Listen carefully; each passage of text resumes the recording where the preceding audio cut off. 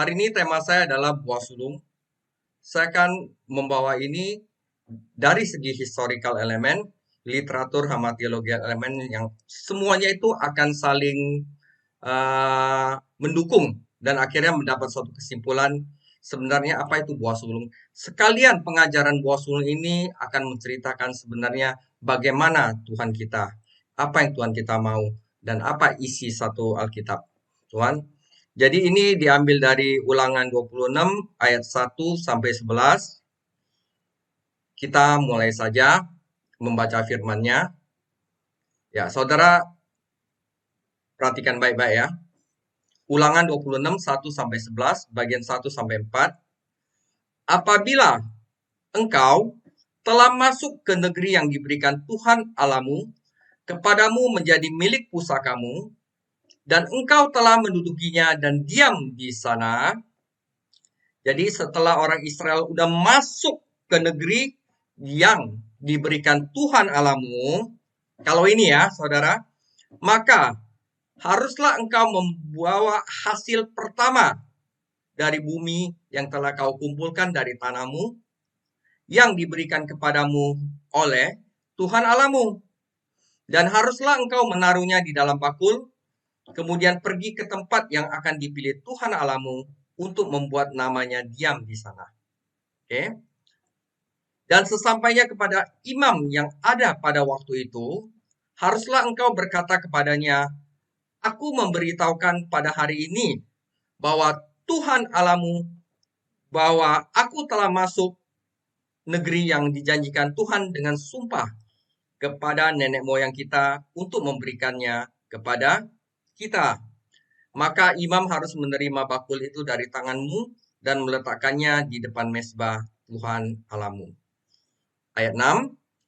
Kemudian engkau harus menyatakan di hadapan Tuhan Allahmu, demikian, Bapakku dahulu seorang Aram, seorang pengembara, ia pergi ke Mesir dengan sedikit orang saja, dan tinggal di sana sebagai orang asing, tetapi di sana ia menjadi suatu bangsa yang besar, kuat, dan banyak jumlahnya. Ketika orang Mesir menganiaya dan menindas kami dan menyuruh kami melakukan pekerjaan yang berat, maka kami berseru kepada Tuhan, Allah nenek moyang kami. Lalu Tuhan mendengar suara kami dan melihat kesengsaraan dan kesukaran kami dan penindasan terhadap kami. Lalu Tuhan membawa kami keluar dari Mesir dengan tangan yang kuat dan lengan yang teracung, dengan kedahsyatan yang besar, dan dengan tanda-tanda serta mujizat. 9-11. Ia membawa kami ke tempat ini dan memberikan kepada kami negeri ini, suatu negeri yang berlimpah-limpah susu dan madunya. Oleh sebab itu, di sini aku membawa hasil pertama dari bumi yang telah kau berikan kepadaku ya Tuhan. Kemudian engkau harus meletakkannya di hadapan Tuhan Allahmu. Engkau harus sujud di hadapan Tuhan Allahmu. Dan haruslah engkau, orang Lewi dan orang asing yang ada di tengah-tengahmu, bersukaria karena segala yang baik yang diberikan Tuhan Allahmu kepadamu dan kepada seisi rumahmu. Amin. Demikian firman Tuhan. Saudara, apa saudara bisa membayangkan? Jadi ada satu, kalau misalnya kita udah masuk ke negeri yang diberikan Tuhan, udah ada hasil. Hasil pertamanya itu ditaruh di bakul, diberikan kepada Tuhan di depan imam, dan membuat pernyataan bahwa aku masuk ke dalam negeri ini, ya, itu bukan karena aku, tapi karena Tuhan yang memasukkan aku ke sini. Dan kita membuat satu pernyataan di hadapan Tuhan bahwa dulu itu nenek moyang kita seorang Arab pengembara, dari kecil menjadi besar dan kuat. Dan bahkan ketika bangsa Mesir menganiaya kami, Tuhanlah, dari tangan Tuhanlah yang mendengar suara kami, yang membawa kita keluar dari Mesir. Jadi itu ada suatu perkataan pengakuan iman, pengakuan bahwa bukan mereka yang punya negeri ini, tapi harus ingat bahwa Tuhan Allah yang membawa mereka masuk ke negeri itu. Karena itu saya bawa hasil pertama dari bumi saya untuk kepada Tuhan. Nah, ini ya. Intinya begini, nanti saya akan ulang lagi. Sekarang kita bahas dari segi historical, saudara. Historical element. Nah, jadi kata ini itu ada di Sitim, saudara. Ya, jadi sebelum orang Israel masuk ke tanah Kanaan, sebelum orang Israel masuk ke tanah Kanaan, sebelum masuk ke tanah Kanaan, disunat dulu orang-orang di sini, disunat dulu semua generasi keduanya. Nah ya, di sini adalah Yeriko, kota pertamanya. Sebagai salah satu dari beberapa pintu ke pegunungan Yudea, Yeriko adalah tempat pertama bagi bangsa Israel untuk mulai menaklukkan tanah perjanjian. Adalah tempat pertama. Yeriko memiliki lokasi sejarah yang menarik. Itu adalah kota terendah di dunia. Jadi sekarang di dunia itu adalah kota yang paling rendah. Lebih dari 1.000 kaki di bawah permukaan laut. Dan juga tampaknya menjadi yang tertua. Arkeolog telah menemukan sisa-sisa reruntuhan kembali ke 6.000 sebelum Masehi, tahun sebelum Abraham hidup. Jadi nanti ada artinya kenapa Yeriko itu menjadi suatu kota yang paling rendah di dunia dan yang tertua di dunia. Ada hubungannya dengan buah sulung. Saudara, jadi Yeriko berdiri di dekat melewati gunung dekat ujung utara Laut Mati. Setelah menyeberangi Yordania, itulah kota pertama yang orang Israel kalahkan. Yeriko berdiri di salah satu dari beberapa jalan yang menghubungkan Via Maris, rute perdagangan utama ke barat, dan King's Highway yang mengalir melalui timur. Seperti yang terjadi pada zaman kuno, kota ini masih menawarkan iklim yang menyenangkan dengan banyak sinar matahari dan ada oasis yang rimbun yang disiram oleh satu mata air yang namanya Elisa Spring. Nah, ini ada Elisa Spring di Jericho. Di situ tulis the oldest city of the world, Jericho. Nah, saya akan terangkan mengapa itu the oldest city of the world. Oke? Nah, jadi sewaktu orang Israel itu mau mendudukan Jericho, itu ada cerita tentang Rahab. Seperti Allah lakukan berkali-kali sepanjang sejarah, Allah itu memilih orang yang tidak mungkin untuk melaksanakan rencananya. Karena iman seorang pelacur, mata-mata Israel dikirim ke Jericho terhindar dari bahaya. Setelah melakukan perjalanan di padang gurun menuju tanah perjanjian, bangsa Israel berhenti di seberang Jericho, di sungai Yordan, untuk mempelajari lebih lanjut sebelum menyerang kota tersebut. Bangsa Israel mengirim mata-mata itu ke Jericho. Oke? Jadi Yosua 2 merekam perjalanan mata-mata yang memperkenalkan pahlawan yang tidak mungkin. Jadi pahlawan Israel waktu itu adalah seorang pelacur yang bernama Rahab.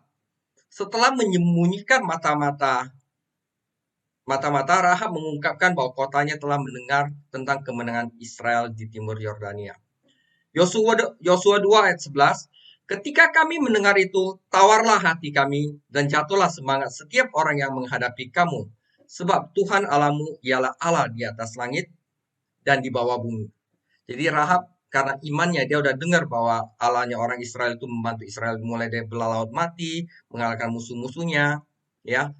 Dia percaya akan Allah Israel ini walaupun dia bukan orang Israel. Karena itu dengan iman dia menyembunyikan mata-mata orang Israel ini. Karena umat Allah adalah saksi yang efektif, Rahab diselamatkan. Dia menaruh kepercayaannya pada Tuhan Israel, dan ketika Yeriko akhirnya dihancurkan, dia dan keluarganya di Yeriko adalah satu-satunya yang selamat. Tetapi yang lebih penting adalah bagian Rahab dalam rencana keselamatan Tuhan. Bahkan Rahab adalah salah satu dari hanya 4 wanita yang disebutkan dalam Silsia Mesias. Jadi Rahab ini akhirnya menjadi nenek moyangnya Tuhan Yesus Kristus sendiri. Oke? Nah, saudara, Tuhan memberikan orang-orangnya rencana pertempuran yang aneh kadang-kadang. Tapi percaya bahwa pertempuran itu adalah milik Tuhan. Jadi waktu bangsa Israel, Yosua memimpin orang Israel di sekitar Yeriko dan kota ini akan jatuh. Tetapi sesaat sebelum serangan mereka ke Yeriko, Yosua melihat seorang pria berdiri di kota memegang pedang terhunus di tangannya. Ini adalah bala tentara Tuhan, panglima bala tentara Tuhan. Yosua 5:14, jawabnya, bukan, tetapi akulah panglima bala tentara Tuhan. Sekarang aku datang. Lalu sujudlah Yosua dengan mukanya ke tanah menyembah dan berkata kepadanya, apa yang akan dikatakan Tuanku kepada hambanya ini?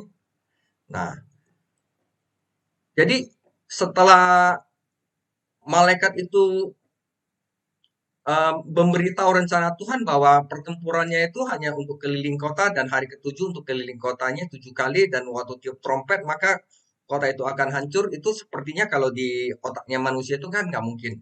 Tapi ini adalah bukan pertempuran manusia. Pertempuran ini adalah milik Tuhan. Manusia hanya mengikutinya aja. Jadi Yosua terlungkup di hadapan utusan Tuhan ini dan mendengarkan dia menjelaskan rencana pertempuran Tuhan. Bangsa Israel akan berbaris mengelilingi Yeriko selama 6 hari, dan kemudian 7 kali pada hari ketujuh. Pada pawai terakhir mereka, mereka akan meniup trompet dan berteriak, dan tembok kota akan runtuh. Oke, rencana ini pasti terdengar aneh di telinga manusia, tetapi Yosua mengakui sebuah kebenaran penting yang kita ingat ya. Pertempuran ini bukan milik Yosua untuk berperang. Pertempuran ini adalah milik Tuhan. Jadi percaya pada penyediaan Tuhan dan yang telah diramalkan oleh utusan Tuhan pada ledakan trompet terakhir dan teriakan kota Yeriko jatuh. Saudara, ini penting ya.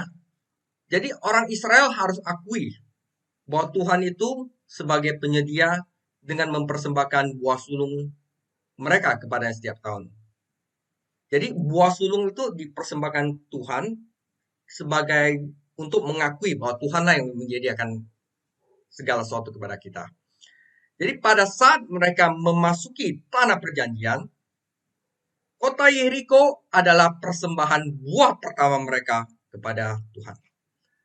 Jadi kota Yeriko itu tidak ditempati sama mereka, saudara. Itu mereka persembahkan kepada Tuhan. Jadi setelah menghancurkan Yeriko, Yosua memberitahu orang Israel pada Yosua 6 ayat 26, terkutuklah di hadapan Tuhan orang yang bangkit untuk membangun kembali kota Yeriko ini.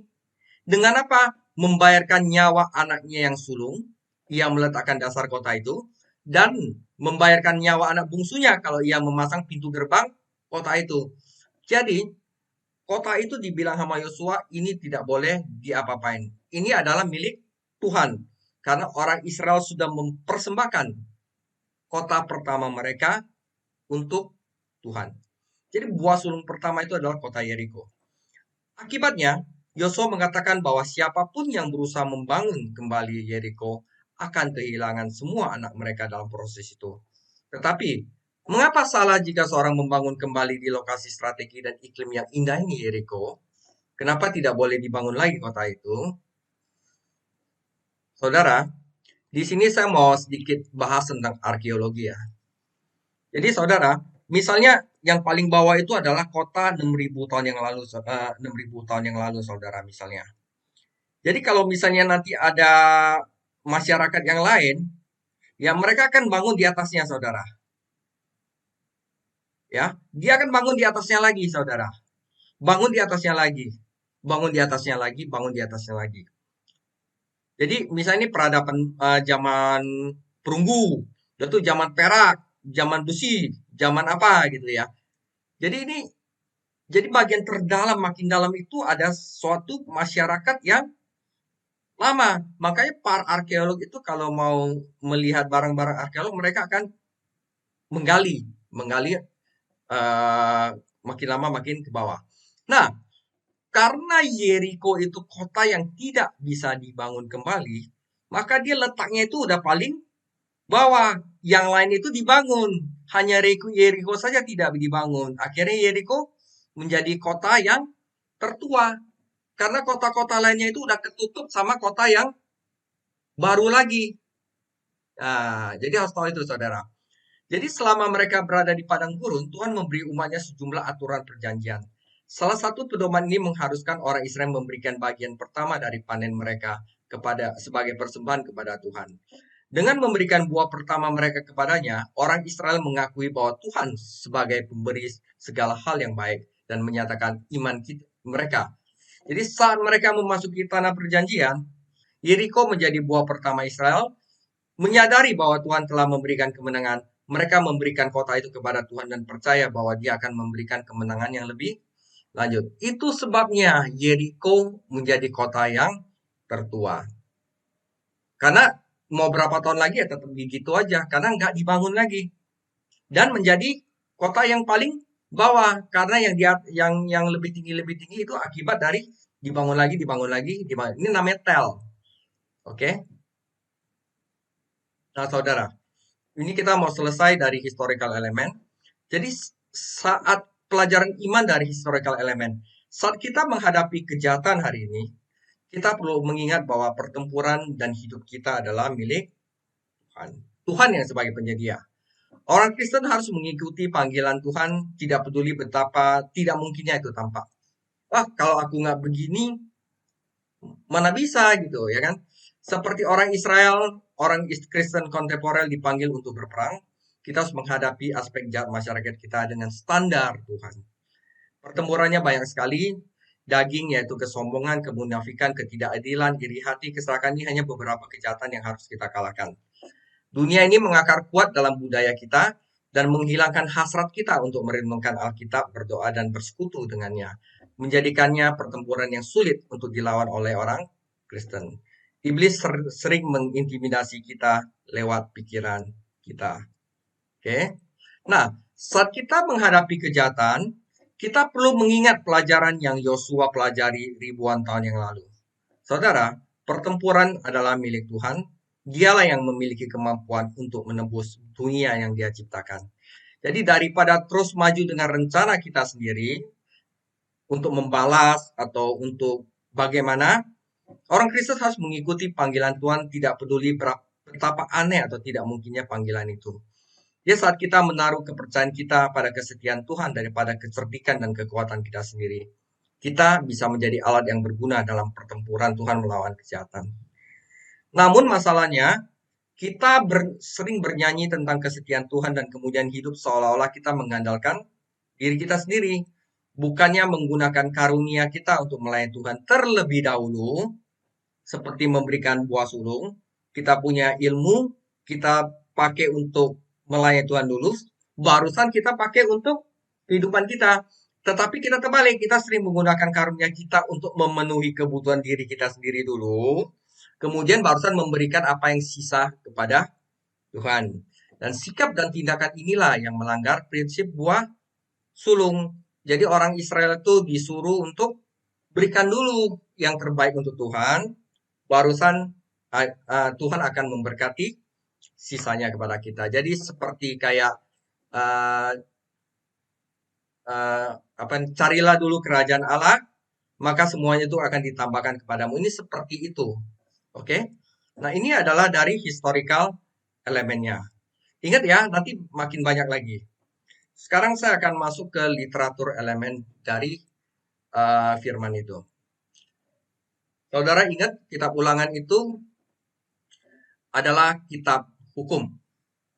Sebuah eksposisi hukum, saudara. Diberikan, dikhotbahkan oleh Musa dengan materi yang berulang-ulang dari isi sebelumnya yang sudah ada diberikan di dalam kitab Keluaran, Imamat, Bilangan. Dan ada tambahan. Tambahnya itu apa? Perjanjian-perjanjian, baik dalam bentuk maupun isinya. Nah, yang kita bahas ini, bawah sulung adalah tambahan-tambahan perjanjian, termasuk narasi penerimaan perjanjian itu dan desakan untuk mengadopsi perjanjian-perjanjian dan mematuhi ketentuannya. Jadi sebagai ringkasan dari arahan Allah yang diberikan melalui Musa untuk mempersiapkan, ingat saudara, generasi kedua untuk penaklukan pendudukan dan pemukiman di tanah Kanaan. Jadi saudara, waktu di Keluaran itu generasi pertama masuk orang Israel, di Imamat itu ada hukum-hukumnya, Bilangan itu untuk menceritakan orang Israel selama 40 tahun mengembara di padang pasir. Nah, kitab Ulangan itu ada kitab yang meringkas seluruh hukum ini, disajikan dalam bentuk khotbah Musa untuk orang ingat lagi tentang hukum-hukum yang ada di sini, plus nanti generasi kedua untuk masuk ke tanah Kanaan ada perjanjian-perjanjian yang baru dalam bentuk dan isinya. Artinya apa? Covenant renewal. Perjanjian yang baharui. Karena apa? Sudah beda generasi. Karena yang masuk ke dalam Jericho itu bukan generasi pertama. Generasi pertama itu udah habis semua di padang gurun. Yang masuk adalah generasi kedua. Oke, saudara. Nah, jadi struktur kitab ulangan tuh pasal 1 sampai 4 itu generasi keduanya itu diceritain lagi bagaimana perjalanan dari nenek moyang mereka dari Sinai ke Kades, kemudian Moab dikenang. Dan tuh para bapak didesak untuk ngajarin anaknya ya hukum Allah dan untuk tidak melayani dewa selain Allah Israel tentang tanah yang dijadikan Israel. Ya kan? Jadi kepala keluarga kalau misal engkau ada di rumah, ceritakanlah kepada anakmu tentang firman Tuhan, tentang apa yang telah aku lakukan untuk mengeluarkan nenek moyang Israel dari Mesir. Itu ulangan 4 sampai 11. Nah, 12 sampai 26 ini ada kode Deuteronomis, adalah hukum yang mengatur ibadah Israel, menunjukkan regulasi kepemimpinan,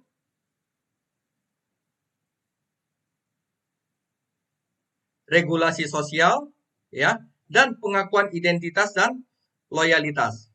Nah, kode diotromis ini dipersiapkan untuk generasi kedua, disertai oleh berkat dan kutuk bagi mereka yang mematuhi atau melanggar hukum.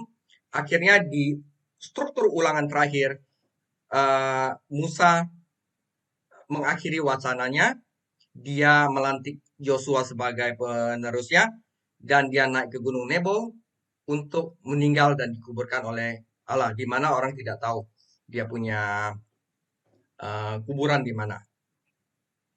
Oke, jadi ini adalah berupa generasi kedua dari orang Israel yang akan masuk ke dalam tanah Kanaan. Nah, konteks kitab ulangan mencatat beberapa transisi yang penting, transisi saudara. Ia mencatat peralihan dari generasi pertama bangsa Israel yang semuanya mati di padang gurun, ada di kitab bilangan, kepada generasi kedua bangsa Israel yang akan masuk ke dalam tanah Kanan, yaitu kitab Yosua. Ini menandai transisi Israel dari bangsa yang berdiam di tenda-tenda, yang dulunya di tenda-tenda, sekarang memiliki tanah dan rumah. Yang dulunya orang makan mana dan air, sekarang udah makan susu dan madu. Jadi kitab ulangan menandai akhir dari kitab Taurat. 5 kitab pertama perjanjian lama yang ditulis oleh Musa. Dalam buku ini, Musa menyerahkan obor kepemimpinan bangsa Israel kepada Yosua. Saat itu, saudara, tidak ada satupun dari generasi kedua itu telah disunat. Sunat itu melambangkan covenant, perjanjian, yang merupakan tanda perjanjian bagi Allah dengan Abraham, ya kan? Hanya dalam beberapa hari sebelum mereka menduduki Yeriko, tanah Kanan, seluruh angkatan ini menjalani sunat dan memelihara Paskah sebelum mereka menyerang Yeriko. Jadi ini konfirmasi lebih lanjut bahwa mereka sekarang telah tanda tangan perjanjian dengan Allah. Nah, jadi konteks ulangan 26 sampai 11 ini ya, bahwa 26 ini datang pada bagian akhir dari khotbahnya Musa yang memiliki hukum-hukum yang mengatur tata cara ibadat, pelayanan, dan institusi. Dan bab 26 berkaitan dengan persembahan syukur dengan memberikan buah sulung dan suatu deklarasi bahwa saya mendeklarasi bahwa segala sesuatu yang saya terima hari ini, saya bisa masuk ke dalam negeri Kanaan, saya bisa mendudukkan negeri yang telah janji Tuhan. Semua itu karena Allah yang berikan kepada saya. Mereka selalu deklarasi itu dengan memberikan buah hasil pertama mereka. Jadi mengikuti perintah untuk mengucap syukur kepada Allah adalah petunjuk bagi orang begitu mereka masuk ke dalam tanah perjanjian. Biar apa? Biar nggak lupa saudara. Nanti kalau misalnya mereka udah tinggal di sana, anaknya nggak diajarin, maka udah berapa generasi aja mereka akan lupa. Karena itu disuruh ada perayaan buah sulung. Tiap tahun mereka harus ingat bahwa mereka punya tanah ini itu karena Tuhan lah yang telah membawa nenek moyang dia keluar dari Mesir selama 40 tahun dijaga oleh Tuhan, dan akhirnya Tuhan juga memimpin mereka untuk masuk ke tanah sebagai ucapan syukur dan mengaku bahwa yang memberikan saya ini bukan karena saya, tapi karena Allah sendiri. Jadi ingat ya, tadi itu Ulangan 26 ya. Ini diberikan kepada generasi kedua dari bangsa Israel. Jadi ada yang namanya covenant renewal, perjanjian yang diperbaharui, saudara. Nah, tadi kan ayat 1 sampai ayat 4 menceritakan tentang bagaimana nenek moyang mereka uh, dijaga Tuhan. Yaitu ayat 5 sampai ayat 11, bagaimana bapak-bapak harus ngajarin anaknya tentang apa yang telah diperintahkan Tuhan. Dan ayat 12 sampai 26, ini ayat 25 ayat terakhir, menceritakan tata cara baru untuk orang generasi kedua Israel. Nah, yang terakhir dari tata cara baru itu, Tuhan mengatakan begini. Saudara-saudaraku bangsa Israel generasi kedua yang akan masuk ke dalam tanah perjanjian, pada hari ini Tuhan Allahmu memerintahkan engkau melakukan ketetapan dan peraturan ini, termasuk untuk memberikan buah hasil pertamamu. Lakukanlah semua itu dengan setia, dengan segenap hatimu dan segenap jiwamu. Engkau telah menerima janji dari Tuhan pada hari ini bahwa Ia akan menjadi Allahmu, dan engkau pun akan hidup menurut jalan yang ditunjukkannya dan berpegang pada ketetapan, perintah, serta peraturannya dan mendengar suaranya. Dan Tuhan telah menerima janji daripadamu hari ini bahwa engkau akan menjadi umat kesayangannya seperti yang dijanjikannya kepadamu, dan bahwa engkau akan berpegang pada segala perintahnya, dan Ia pun akan mengangkat engkau di atas segala bangsa yang telah dijadikannya untuk menjadi terpuji, ternama, terhormat, maka engkau akan menjadi umat yang kudus bagi Tuhan Allahmu, seperti yang dijanjikannya. Akhirnya mereka disunat semua untuk menyegel perjanjian ini, saudara. Anda mau masuk nih ke negeri Kanaan nih, kamu harus lakukan ini. Dan disegel dengan sunat dan kata-kata Tuhan ini. Ini namanya covenant renewal. Jadi perjanjian untuk bangsa yang generasi pertama bangsa Israel beda, karena mereka nggak ada tanah, nggak ada hasil bumi. Tapi untuk generasi kedua ini ada hasil bumi. Beda, saudara. Nah, saudara, untuk kita pun ada covenant renewal, saudara. Untuk kita, jadi apa yang Tuhan janjikan kepada bangsa Israel dulu itu beda sama yang kita terima sekarang, tetapi ada kesinambungannya. Nah, nubuatan Yeremia atas perjanjian baru. Makanya kenapa kitab kita dinamakan kitab perjanjian baru, karena ada perjanjian yang baru. Yeremia 31:31, sesungguhnya akan datang pada waktunya, demikian firman Tuhan, aku akan mengadakan perjanjian baru dengan kaum Israel dan kaum Yehuda. Bukan seperti perjanjian yang telah kuadakan dengan nenek moyang mereka dalam waktu aku memegang tangan mereka untuk membawa mereka keluar dari tanah Mesir. Perjanjianku ini telah mereka ingkari, meskipun aku menjadi Tuhan yang berkuasa atas mereka. Demikianlah firman Tuhan. Tetapi beginilah perjanjian yang kuadakan dengan kaum Israel sesudah waktu itu. Demikianlah firman Tuhan, bahwa aku akan menaruh Tauratku dalam batin mereka dan menuliskannya dalam hati mereka, dan aku akan menjadi Allah mereka, dan mereka akan menjadi umatku. Dan tidak usah lagi orang mengajar sesamanya dan mengajar saudara dan mengatakan kenalah Tuhan, seperti yang sekarang disuruh orang Israel lakukan. Sebab mereka semua besar kecil akan mengenal aku. Demikian firman Tuhan, sebab aku akan mengampuni kesalahan mereka dan tidak lagi mengingat dosa mereka. Ini apa artinya? Kita tidak perlu diajar lagi, karena Roh Kudus akan dicurahkan kepada kita, dan Roh Kudus sendirilah yang akan mengajar di dalam hati kita. Jadi waktu kita bertobat menerima Yesus sebagai juru selamat, maka firman Taurat dan Roh Kudus akan dicurahkan kepada kita. Maka dengan demikian kita akan mengenal Allah kita. Nah, saudara, Kristus adalah kegenapan hukum Taurat. Jadi perjanjian terhadap generasi pertama itu nggak berlaku untuk kita. Perjanjian dengan generasi kedua orang Israel tidak berlaku kepada kita. Tetapi perjanjian ini berlaku kepada kita. Roma 10 ayat 4, sebab Kristus adalah kegenapan hukum Taurat, sehingga kebenaran bisa diperoleh tiap-tiap orang percaya. Sebab Musa menulis tentang kebenaran karena hukum Taurat, orang yang melakukannya akan hidup kepadanya, dan karena Kristus telah melakukan hukum Taurat, maka kita benar karena Kristus. Jadi tidak heran kitab Ulangan begitu sering dikutip dalam perjanjian baru. Itu meletakkan landasan bagi pesan Injil. Ia menyuruhkan kepada umat Allah untuk percaya kepada Allah dan mematuhi firman-Nya. Ini menunjuk pada keselamatan yang Yesus Kristus, Mesias Israel, akan bawa. Musa menyuruhkan kepada generasi kedua bangsa Israel untuk masuk ke dalam hubungan perjanjian dengan Allah, sama seperti generasi pertama telah dilakukan. Nah, orang-orang kudus di perjanjian baru tidak hidup lagi di bawah perjanjian lama, melainkan di bawah perjanjian baru yang kita lakukan dengan iman kepada Yesus Kristus. Kalau mereka dulu itu harus ingat setiap tahun dengan membawakan persembahan buah sulung kepada Allah,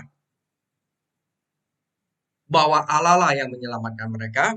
Sekarang ini di gereja kita merayakan dan mengingat Yesus Kristus telah menyelamatkan kita dari maut dengan beribadah setiap minggu dengan mempersembahkan apa? Hidup kita kepada Dia, saudara-saudara. Oke. Jadi sebenarnya perayaan buah sulung itu adalah untuk mengingat Tuhan. Upacara, jadi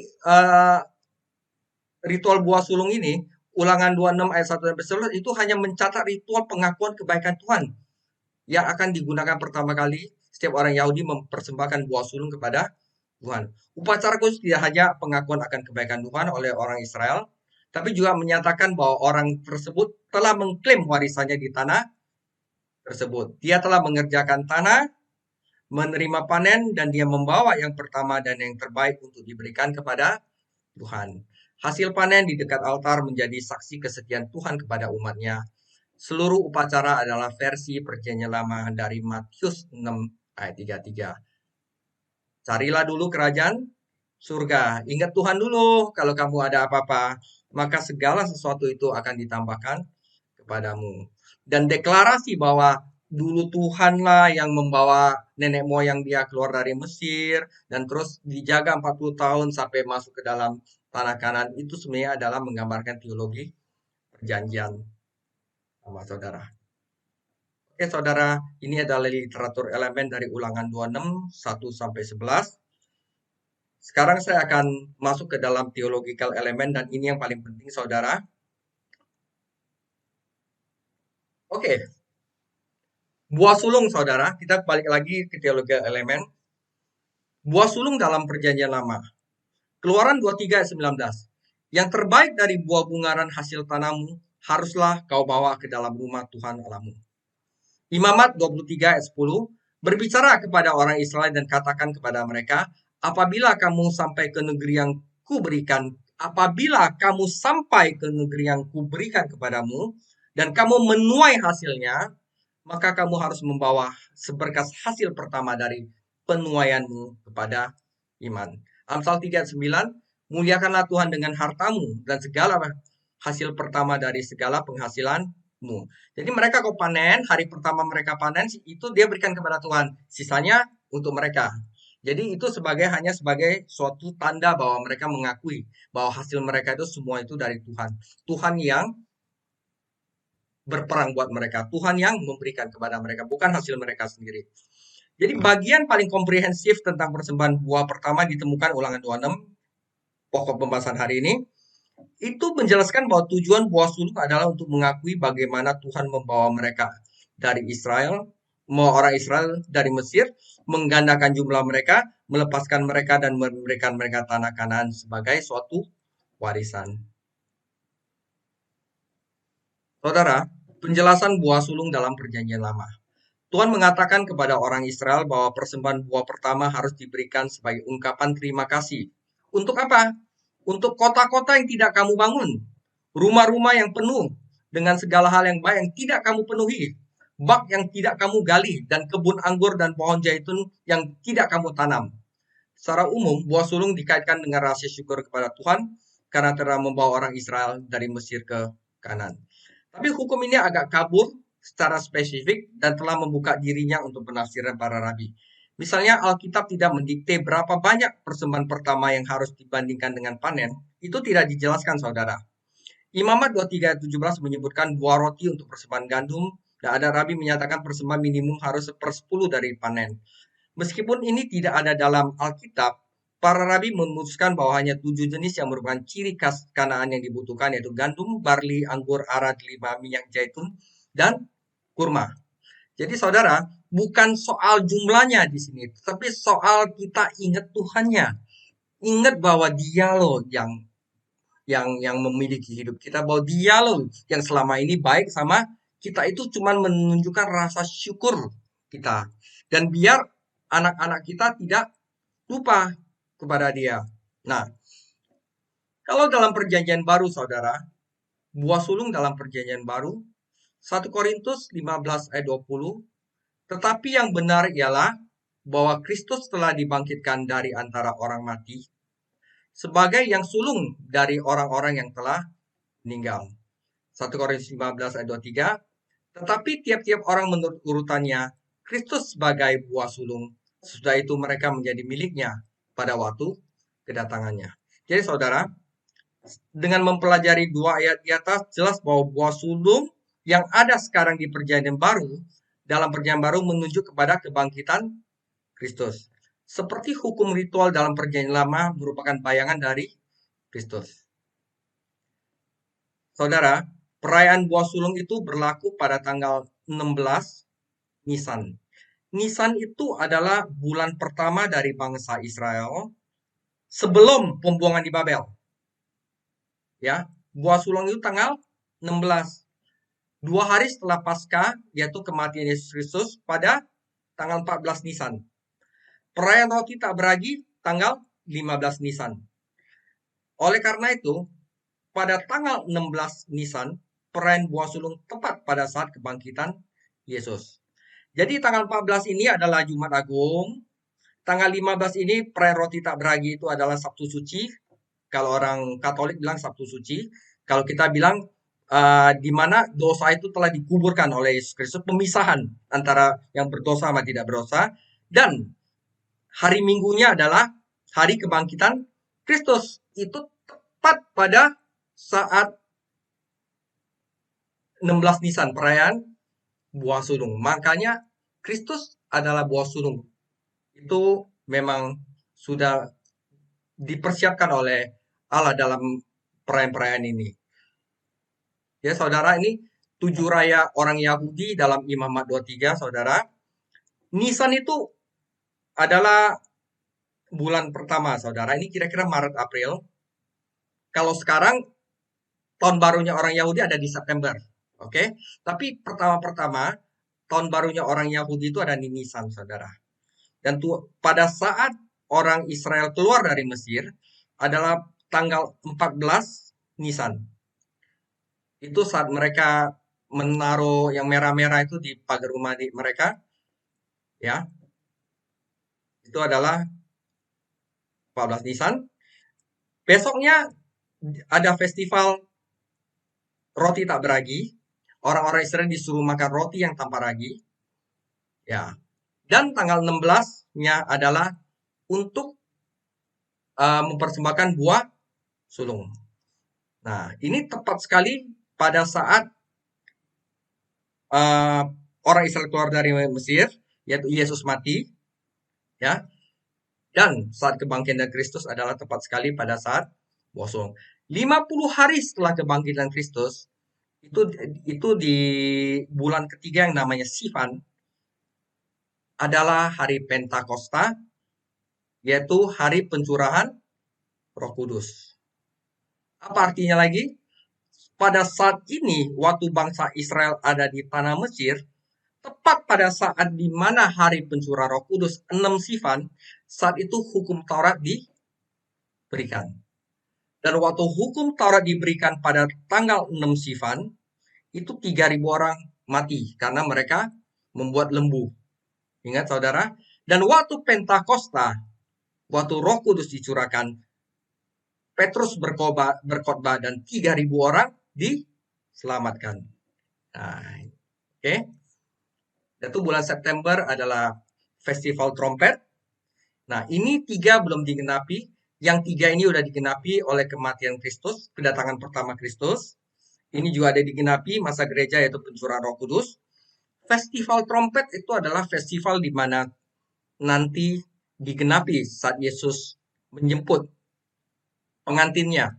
Ingat waktu pengantin pria itu menjemput pengantin wanita, mereka meniup trompet, dan yang ada di ladang yang dengar itu akan pergi dari situ untuk diselamatkan. Yang satu ditinggalkan, yang satu pergi dari sana, saudara.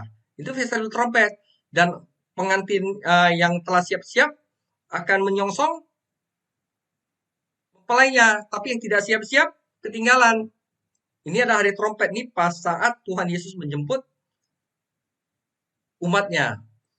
Day of Atonement, tanggal 10 adalah hari penghakiman. Yesus datang untuk menghakimi. Dan tanggal 15 September, 15 Siri adalah bulan ke-7 dari ini, adalah di mana perjamuan perkawinan anak domba. Ini 3 belum digenapi. Karena ini ada nanti pada saat Yesus datang kedua kali. Tetapi ini semua sudah digenapi. Ya, ini kematian Kristus. Yesus ada di kubur. Yesus bangkit. Pencurahan Roh Kudus. Ini nanti akan digenapi. Kira-kira September, saudara. Nah,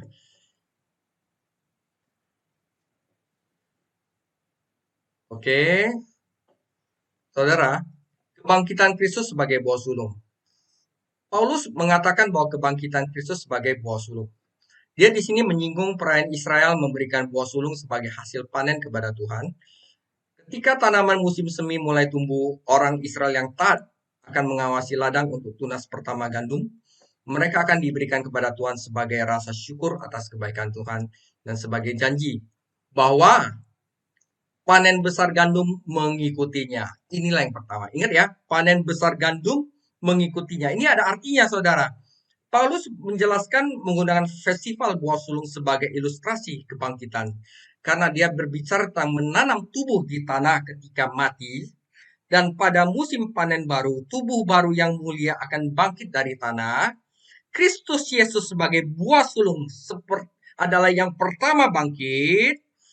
Maka kebangkitan buah sulung yang pertama adalah pertanda bahwa seluruh panen yang lain adalah kita sebagai orang-orang di dalam Dia akan dibangkitkan pula untuk mengikuti dalam rencana Allah.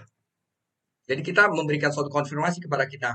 Kalau misalnya dulu orang buah sulung mereka memberikan dan mereka diberkati dengan ada panen besar, maka sekarang kalau Kristus bangkit, maka kita akan ikut bangkit pula.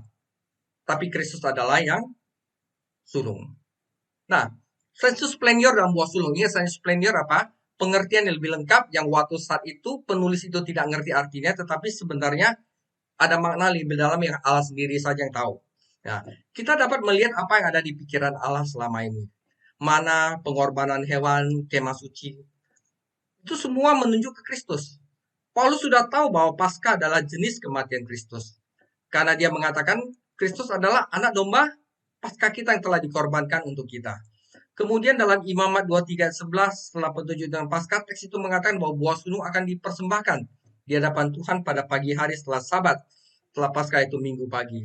Kita dapat melihat buah sulung digenapi dalam kebangkitan Kristus dari antara orang mati pada hari pertama Minggu, pagi setelah Sabtu setelah Paskah. Dan jika ini adalah yang pertama, maka ada panen besar yang diikutinya pada akhir zaman. 1 Tesalonika 4 ayat 14, karena jikalau kita percaya bahwa Yesus telah mati dan telah bangkit, maka kita percaya juga bahwa mereka yang telah meninggal dalam Yesus akan dikumpulkan Allah bersama-sama dengan Dia, saudara. Jadi, saudara udah ngerti covenant teologi bahwa apa yang dijadikan perjanjian kepada generasi pertama Israel itu beda sama generasi kedua. Karena yang satu ada tanah, yang kedua nggak ada tanah. Yang satu mungkin bagaimana, yang satu bagaimana. Nah, banyak gereja yang melakukan replacement teologi. Mereka teologi pengganti atau replacement teologi itu mengajarkan bahwa gereja telah menggantikan Israel dalam rencana Allah bagi dunia. Maka itu mereka dengan bulat-bulat mengatakan bahwa semua janji yang Allah berikan kepada Israel, termasuk berkat-berkat material untuk kepatuhan, dipindahkan ke gereja. Nah, ini salah, saudara. Jadi dalam konteks melihat Alkitab sebagai satu kesatuan, Bible as unity, gereja tidak dapat mengklaim semua janji Allah buat Israel dalam perjanjian lama. Karena perjanjian kita beda. Oke. Memang kalau misalnya mereka memakai bahwa seperti orang Israel memberikan buah sulung kepada kepada Allah, kita orang harus ikutin yang memberikan persembahan seluruh penghasilan kita berikan kepada Allah itu harus. Nah, gereja tidak bisa mengklaim begitu, saudara. Memang tidak ada yang salah dengan memberikan seperti yang di atas dan di luar apa yang teratur yang dianggarkan selama ini yang dilakukan, asal secara sukarela, tulus, dan sebagai wujud ucapan terima kasih kepada Allah. Bukan karena untuk mematuhi hukum. Karena konsep buah sulung, prinsip buah sulung itu bukannya untuk dipaksa, tetapi sebagai tanda ucapan syukur. Yang nama tanda ucapan syukur, pengakuan bahwa Tuhan itu baik, tidak bisa dilakukan dengan paksaan, tapi harus dilakukan dengan sukarela. Jadi menyangkut persamaan buah sulung seperti yang dijelaskan dalam perjanjian lama, itu semuanya sudah digenapi oleh Tuhan Yesus, saudara. Yesus tidak datang untuk menghapuskan hukum Taurat, tetapi dia datang untuk menggenapinya, termasuk menjadi buah sulung, yaitu dirinya sendiri. Jadi jelas ya saudara bahwa buah sulung itu sudah digenapi oleh Tuhan Yesus, yaitu dirinya sendiri. Nggak salah orang mau memberikan, asal dilakukan secara tulus dan sukarela. Dan harus sejalan dengan makna dari buah sulung. Itu biar ingat akan kebaikan Tuhan. Biar ingat bahwa hidup kita itu semuanya dipelihara oleh Tuhan. Bukannya dengan memberi untuk mendapatkan lebih banyak lagi, saudara. Beda itu konteksnya. Jadi, ini telah saya lakukan ini. Ingat, sekarang kita mengingat Tuhan Yesus, mengingat Allah itu dengan lakukan dengan apa? Tiap minggu kita ibadah. Itu mengingat tentang Yesus, saudara. Bahwa Yesuslah yang memberikan nyawanya untuk kita. Itu adalah perjanjian baru. Karena Kristus adalah kegenapan hukum Taurat, saudara. Oke, jadi orang-orang yang tanya, oke, tapi saya pengen memberi. Bagaimana cara memberi dalam perjanjian lama yang bagus, saudara? Oke, karena itu saya menyisipkan dulu panduan memberi dalam perjanjian baru. Saudara, ada 4 saudara. Jika Anda ingin memberi kepada Tuhan, saudara, pertama, berilah kepada mereka yang memimpin gereja, terutama yang berkhotbah dan mengajar. 1 Timotius 5 ayat 17-18. Penatua-penatua yang baik, pimpinannya patut dihormati 2 kali lipat, terutama mereka yang dengan jeripayah berkhotbah dan mengajar. Bukankah kitab suci berkata, janganlah engkau memberangus mulut lembu yang sedang menyirik, dan lagi seorang pekerja patut mendapat upahnya. Pertama, berilah kepada orang yang mengajar kalian. Yang kedua, berilah kepada mereka yang keluar memberitakan Injil. 1 Korintus 9 ayat 14. Demikianlah pula Tuhan telah menetapkan bahwa mereka yang memberitakan Injil harus hidup dari pemberitaan Injil itu. Ketiga, saudara, berikanlah kepada saudara kita yang menderita kekurangan. 1 Yohanes 3 ayat 17. Barang siapa mempunyai harta duniawi dan melihat saudaranya menderita kekurangan tetapi menutup pintu hatinya terhadap saudara itu, bagaimanakah kasih Allah dapat tetap di dalam dirinya sendiri? Yang keempat, saudara, perjanjian baru mengatakan kita harus memberi dalam iman, tetapi tidak mengatakan bahwa kita harus memberi sampai titik di mana kita sendiri melarat sehingga iman kita tidak dapat bertumbuh. Jadi 1 Korintus 16 ayat 2, pada hari pertama dari tiap-tiap minggu, hendaklah kamu masing-masing sesuai dengan apa yang kamu peroleh. Sisihkanlah sesuatu dan menyimpannya di rumah, supaya jangan pada pengumpulan itu baru diadakan. Kalau aku datang, kalau Paulus datang. Berilah dengan iman, tetapi jangan sampai pada titik kemelaratan kita. Berikan sesuai dengan kemampuan kita lah, istilahnya kayak gitu. Jadi tidak dipaksa harus bagaimana saudara. Nah, jika Anda ingin memberi, ini konteks yang lebih benar dalam memberi saudara. Dibandingkan Anda memaksakan diri Anda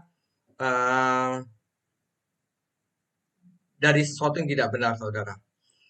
Nah, sebagai penutup saudara, hukum ritual termasuk hukum buah sulung, saudara, ritual buah sulung sudah digenapi oleh Kristus, tetapi pelajaran ini masih bisa dapat mengajar kita.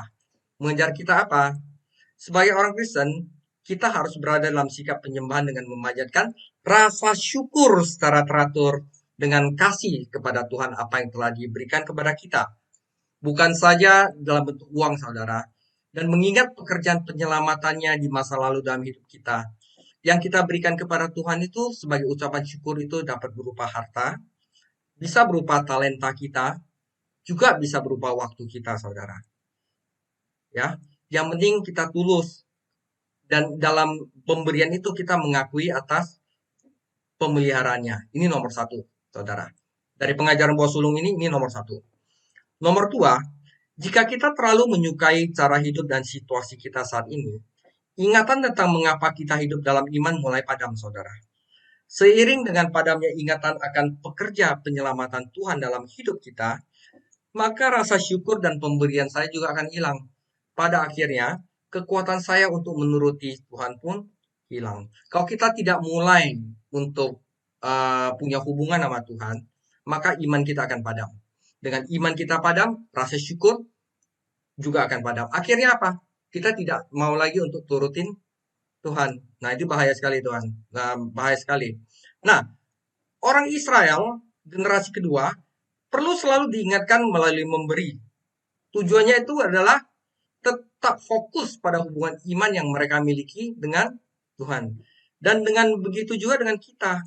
Saudara, jika kita tidak ada hubungan, maksudnya kita tidak ingat Tuhan tiap hari, jika kita tidak ada pemahaman tentang apa yang telah Tuhan lakukan, seperti orang Israel dikasih tahu bahwa Tuhan itu telah melakukan begini oleh nenek moyangnya, menjaga mereka sampai mereka ke Kanaan. Jika tidak ada pengakuan atau rasa syukur seperti yang orang Israel lakukan dengan memberikan buah sulung, tidak ada gunanya menuruti perintah Tuhan. Kenapa? Siapakah Tuhan ini bagi kita? Kalau tidak ada hubungan, buat apa? Hubungan dengan Tuhan inilah yang membuat kita ingin mengandalkan Dia dan mematuhi hukum-hukumnya, walaupun kelihatannya tidak masuk akal.